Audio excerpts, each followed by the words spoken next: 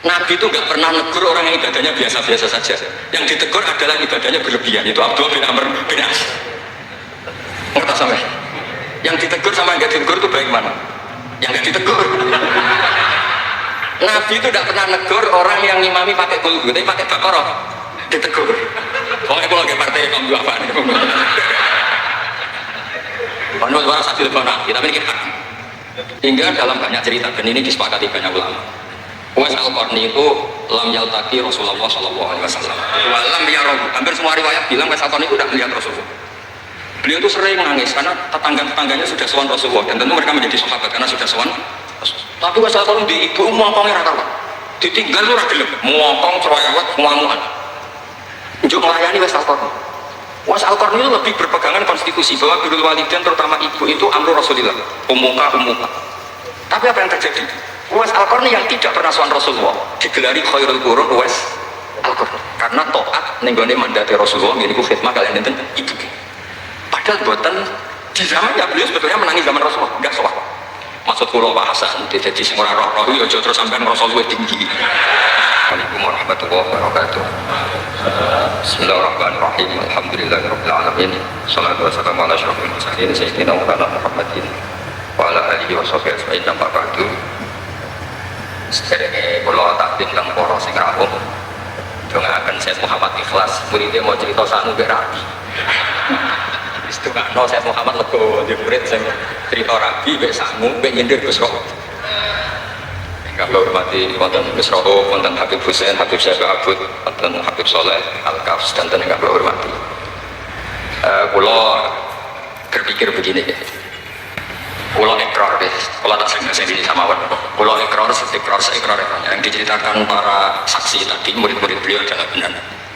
Sebab itu kalau ikut bersaksi yang membela jenengan, sehingga menangis Syekh Muhammad, ya radio wajah ganteng Syekh Muhammad.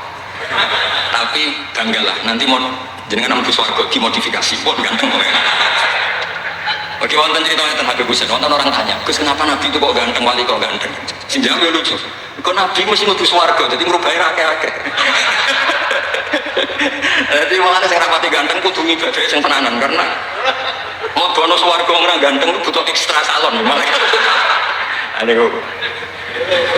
Begini Pak Hasan, ini tonggo kula sering ngaji teng Bojonegoro, terus yang baik ya sajane ra rival kalian. Begini Pak Hasan, tadi kata Mas Lutfi itu pengganti dari nama itu bisa Syihab. Itu begini, ada cerita dan ini semua yang tidak menangis Syekh Muhammad kita senang karena hadhil millah atau hadatin ini milik yang menyaksikan Rasulullah SAW juga yang tidak menyaksikan. Ini pokoknya kalau bela mayoritas secara pemilu mesti menang pulau karena ini mayoritas. Rasulullah itu begitu mencintai dan begitu rindu sama ikhwani. Mereka kata sahabat, saya ini ikhwanu kayak Rasulullah. Enggak, antum ashabi, kamu itu sahabat saya. Ikhwani adalah man amanabi walam yaroni. Mereka iman sama saya padahal tidak ngerti. Itu hebat luar biasa. Wong tidak ngerti kok iman. Wong nggak tahu disangoni Syekh Muhammad kok seneng. Lalu yang biasa disangoni untuk bojo kan seneng wajar. Dia setuju ya?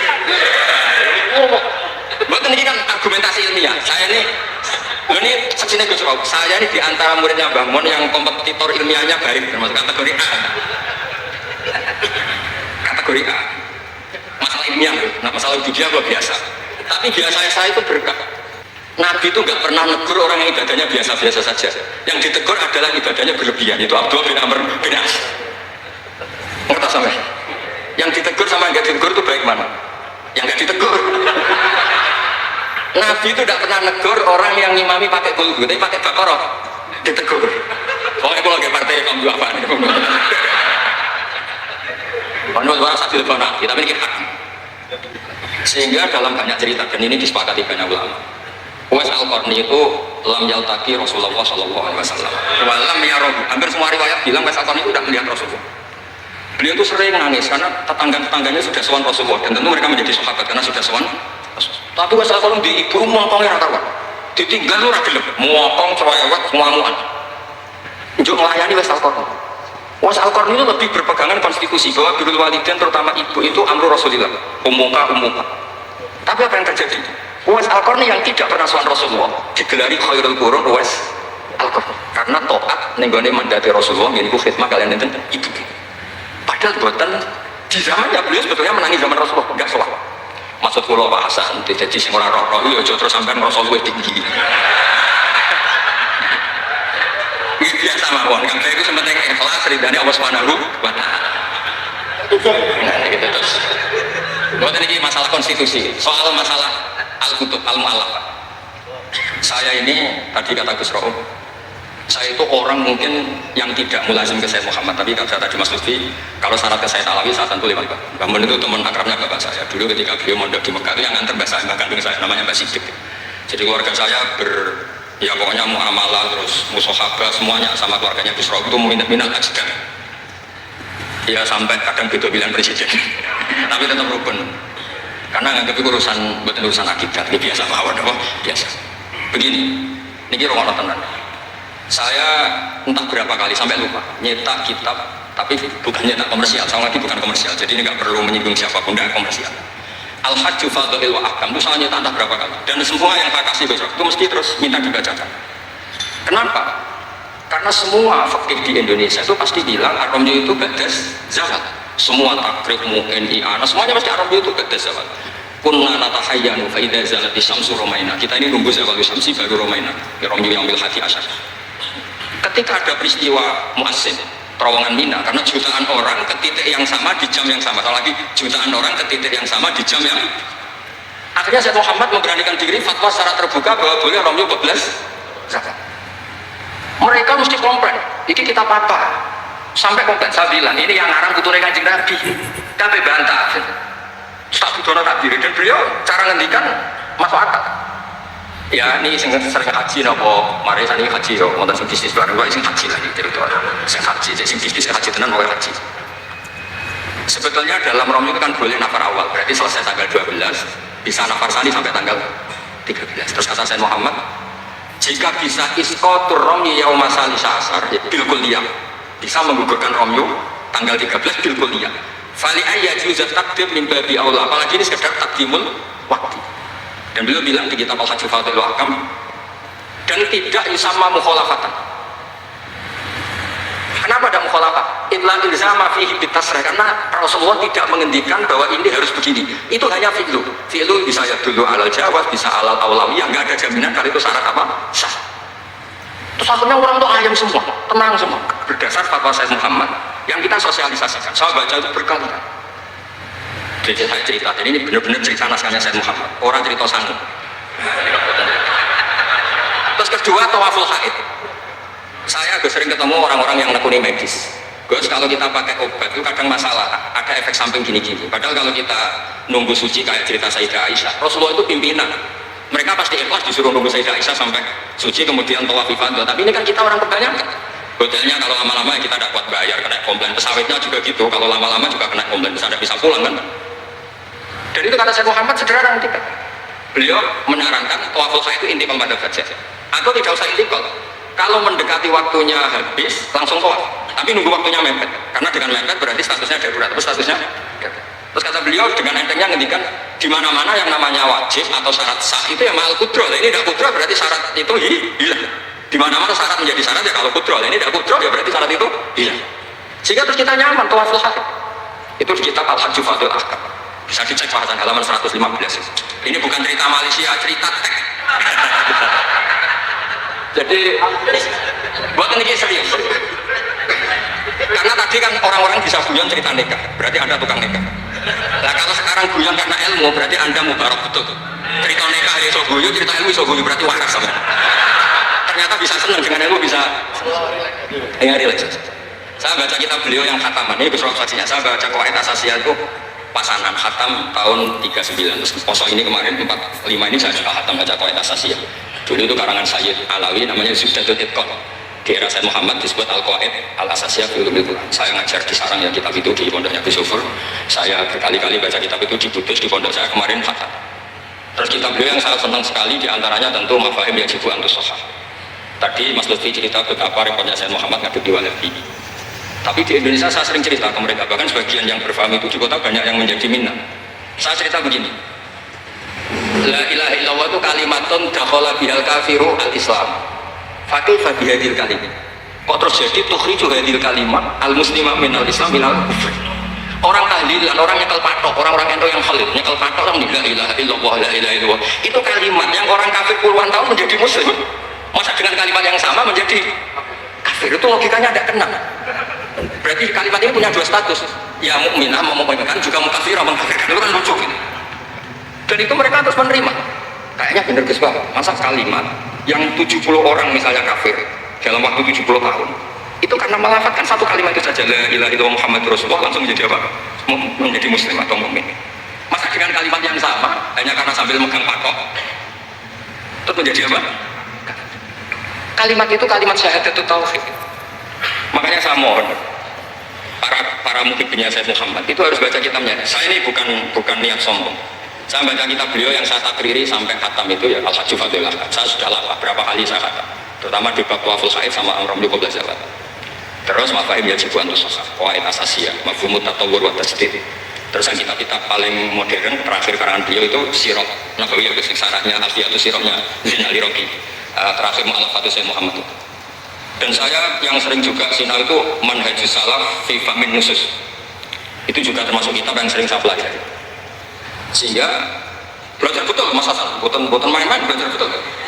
Maksudnya kalau tidak bisa tak cari di kamus. Kalau nggak bisa semua bukan niat sombong. Pakai sarana saya ini kan, bapak saya itu hafal Quran, buyut-buyut saya ini mungkin termasuk orang yang ngerti Quran. Jadi saya kalau nggak paham, ya Allah kita ibadah pantas. Tiang betul Quran ini jenengan terus mau cara paham kita nggak pantas itu. Nah, ya akhirnya paham itu. Nah, dari sekian cerita yang difahamin nufus, nah ini supaya sampean clear ya. Saya mohon semohon-mohonnya. Jika jenengan pilihannya berpakaian seperti ini oke, yang berpakaian ala Rasulullah atau ala Arab terserah lah istilahnya, ya monggo. Tapi yang berpakaian ala Jawa gini, saya masih ingat takbir itu di halaman 423 di Manhajus Salaf fi Fahmin Nusus. Itu beliau ngendikan gini.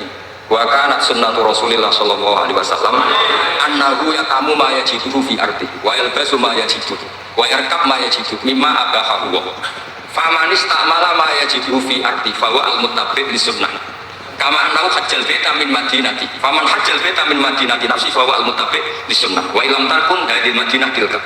Sampeyan cek insyaallah lafaznya itu persis, bukan karena saya pintar atau cerdas, memang saya tekuni. Aku reso seneng untuk pasang foto, itu tidak bisa, saya tidak jenis seperti itu. Kalau seneng ngenang di sangon itu, orang iso, saya itu seperti itu. Tidak, saya tidak jenis itu. Saya itu ya sering dikasih uang bangun, Gus Rauf saksi jahat, tapi ya saya ngenang beliau itu ya kitabnya tak pelajari al-ulama tak baca di depan santri saya khatam. Saking senengnya saya bangun ke Sayyid Muhammad sama beliau punya karangan Maslakut Tanassuk bil ittisalat bi Sayyid Muhammad, Maslakut Tanassuk al-Makki fil ittisalat bi Sayyid Muhammad al-Maliki. Saya baca khatam. Saya sampai lupa entah berapa kitabnya Sayyid Muhammad, saya baca khatam dan ada takrirannya. Takriran ini penting karena argumentasinya ilmiah. Misalnya begini, kalau orang ke kuburan kemudian agak dilo, dianggap suratus sajidin limakhlukin, suratus sajidin limakhlukin. Maka kata Sayyid Muhammad, kadang dia yang lucu, berarti orang yang koinnya jatuh, koin duit receh. Kalau saya kan mungkin sudah kayak kaya, uang kayak ini koin jatuh udah tak ambil, kalau sampai kan masih diambil. Itu kan mesti fisurati sajid atau fisurati rokek. Nah kalau itu dianggap murtad, semua orang yang ngambil HP-nya jatuh itu semuanya murtad karena ada suratus sujud limakhlukin, apalagi ini makhluknya koin. Nah ini data ya. Maksudnya tak baca di sini karena memang saya profesional. Tapi jangan undang saya, undang saya Gus Rauf itu pun sekali ini dok perjanjian. Saya ini punya buyut-buyut Habib Husain Babut. Buyut-buyut saya itu tukang usulan. Jadi saya termasuk kiai yang agak suka diundang. Paling saya hanya ke Pasuruan karena Kiai Habib Pasuruan itu sepupunya Mbak saya. Ke Gus Rauf karena putranya guru saya. Pernah diundang Gus Kafabi karena agak-agak dipaksa. Mbah Mun itu ngaji di Bakari, berarti jenengan cucu murid. Oh, pakai ancaman ini. Wah ya sudahlah saya nurut. Saya nurut, tapi saya bilang begini, saya ini punya pondok Quran, sering deres Quran. Tadi kata Gus Rauf sering deres Quran, sering nyemak Quran. Ya monggo kalau berani menanggung hisab itu. Akhirnya terus mau sekali aja. Resiko juga kan mengganggu orang yang deres itu. Buatan ini buatan ancaman, buatan cerita maupun buatan sehat biasa. Nah ini saya baca beberapa teks yang supaya jenengan ngerti. Ketika saya Muhammad mencintai Imam Malik itu beliau sampai punya karangan Imam Mudairil Hijrah Malik bin. Saya beri sekian cerita betapa saya Muhammad itu mencintai Imam Malik. Makanya beliau dengan gelar Al-Maliki. Beliau karuan Al-Hasani tapi beliau menyisipkan gelar apa? Al-Maliki. Kenapa? Saya cerita sekian mazhabnya Imam Malik. Imam Malik itu tidak berpendapat kalau ba'da sholatil asri masuk masjid itu disunatkan sholat. Karena bagaimanapun itu waktu ba'dal asri, meskipun ada sebab muqarin yaitu masuk masjid. Tapi beliau ada anak kecil, di sini ada takbirnya, ada anak kecil bilang, ya Syekh kum farka. Kamu ini sudah Syekh, sudah kiai masuk masjid dan sholat tahiyatul masjid, kum farka. Beliau tidak debat, langsung sholat. Ketika ditanya, innahu laysa bi madzhabi, itu tidak madzhab engkau ya Malik. Inni khasyitu an akuna minal ladzina idza qila lahum irka'u la yarka'u. Kayak apa? Maksudnya Mas Hasan kalau senang Imam Malik, yang ngarang Imam Malik. Kalau senang Syekh Muhammad ya baca kitabnya. Selain cerita dinikahkan dan cerita disewangi. Buat ini ganjarannya kata bagus. Mungkin jadi jenengan senang, jenengan ngomong kan ganjaran. Dan sampean takok, lah ono korbannya, kalau lagi ya korban berkali-kali kan. Terus ada lagi cerita tentang Imam Malik itu pernah dimintai orang miskin. Saya minta uangnya. Imam Malik jawab, dohirnya itu tidak Islami. Saya tidak punya uang, kapan-kapan saja ke saya. Terus kata orang di dekat Imam Malik, lima adalah takulu kama yakulun nas rusakokawwa. Kenapa engkau tidak seperti umumnya orang rusakokawwa? Tidak. Kata Imam Malik, asyaddu kalimatin ala sahib. Kalimat terberat bagi saya adalah kalimat yang nyimpan roda sahib. Walau dimna jumlatin, meskipun itu fidinim jumlatin. Fa'ana ujilu ismawahi ta'ala an azkurohu liman yakrohu sama'ahu walau dimna jumlatin. Saya ini ingin menyelamatkan nama Allah. Peminta itu paling gak suka kalau ada kata-kata yang arahnya pokoknya gak ngasih. Saya ulang lagi, peminta itu paling gak suka kalau ada kata-kata yang arahnya itu tidak ngasih. Karena peminta ini sudah mangkel, saya menyelamatkan dan nyebut Allah, nanti Allah jadi korban. Rozakok Allah, itu Allah kapan? Nyatanya sampai sekarang gak ngasih rezeki. Allah bisa jadi korban kan? Maka beliau gak mau nyebut Allah. Fa'ana ujilu ismawah, saya menghormati nama Allah, jangan sampai saya sebut di depan orang yang suka gak suka. Tadi karena ada jawaban yang yufidu roda. Kenapa yufidu roda? Yaitu pokoknya gak ngasih. Kayak apa? Orang-orang. Saya ulang lagi, jadi ini saya termasuk, insya Allah termasuk kompetitor terbaik, termasuk. Bukan apa, karena menurut saya senang orang itu. Saya baca itu aku lupa. Khatam berapa kali itu saya takriri pakai naskah besar punya, naskah maknanya Basubir saya punya. Ngaji bangun. Kalau nggak bisa masih pakai kitab ithaf. Kalau naskahnya beda, saya cari naskah yang lain. Karena saya senang ya, Minhajul Abidin. Makanya kitab-kitabnya Imam Ghazali. Saya senang kitabnya Bamun, Basubir, semua. Bukan apa, takut saya senang ternyata saya yukhalifu madhab. Saya sebagai pembaca maksudnya ya. Orang itu kalau senang ternyata dia yukhalifu madhab karena ada baca. Contoh gampang gini, saya tuh sering ketemu orang-orang khusyuk yang tidak ngaji. Khusyuk itu gimana orang-orang sholat pakai baju merah? Tak tunjukkan di Bukhari, babu sholat di Saubil Ahmad. Ada yang protes lagi, gimana khusyuk itu kiai kok sholat kencing? Berdiri, babul kauliko imbang indah subadati kaumis di Bukhari. Gus, kok ada hadisnya semua? Yang masalah kamu kata saya gitu. Lu sampai sholat, sampai kalau sholat kan mikir, ya mikir utang, mikir macam-macam. Itu Imam Bukhari punya bab, babul iftar, tasirnya memang pakai bab itu babul iftar di sholat, bab mikir di sholat. Itu dalilnya nyucuk ke Bukhari. Kanjeng Nabi itu sholat terus salam ke susu. Ditanya kenapa ke susu? Saya ingat ada dinar di rumah yang belum saya bagi. Berarti ingatnya kan pas sholat. Itu sampai. Ya bedanya Nabi ilingnya barang api sama orang, tapi kan bodoh lah jalan bab. Jadi kalau suwon kitab-kitab saya Muhammad yang jadi makhrajan hasanan lihadil ummah itu harus kita bela mati-matian. Misalnya begini, Atakoh sama dia mungkin saya timur disebut Atakoh kubro yang baca kulhu beberapa kali yang katanya bapaknya terus masuk surga. Itu kan kalau di kampung saya kalau ada baca itu yang selain anaknya tak suka. Dah kamu udah usah serius sudah mulai di bapak. Oh anaknya tenang-tenang. Pernah ada orang ngundang saya, Gus mau cek Atakoh kubro Gus. Anaknya mau nggak makan, mau pinara saya pulang. Kenapa Gus pulang? Karena anaknya mau cong ya bukan mau sembrono enggak. Sing ana ning hadis awaladin sholihin yatullah ra ono kau kiaiin sholihin yatullah ya. Langsung Gus jenengan ngawur iki dalil. Aku ora ngawur pancen aku wong alim mesti ora tenan. Sing ana ning hadis awaladin sholeh ora au kiaiin sholeh. Jadi anak itu penting, malah mau enggak makan atau rokokan. Monggo. Semenjak itu kalau orang undang saya enggak berani kalau enggak khusyuk moco. Takut saya pulang. Lah misalnya yang undang bangga nyangoni saya, supir saya kan buatan ngefek, teror-teror itu buatan ngefek. Jadi penting meskipun guyon, ilmu itu didudukkan. Saya Muhammad ngendikan hadis-hadis tentang jumlah kul huwa ahad semuanya itu dhaif. Saya pernah ngaji itu di Kudus cerita gini, alhamdulillah kok dhaif. Hadis tentang jumlah la ilaha illallah yang banyak, alhamdulillah juga dhaif. Karena kalau itu syarat sahnya harus banyak, berarti begini. Mangkola la ilaha illallah mi'ata marrah lagi dakhalal jannah. Berhubung nggak ada jumlah mi'ata marrah, satu pun sudah dakhalal jannah. Keluar kan juga sama, di riwayat Bukhari jelas. Ada orang kalau imamnya baca kulbu, ditanya kenapa kau baca kulbu?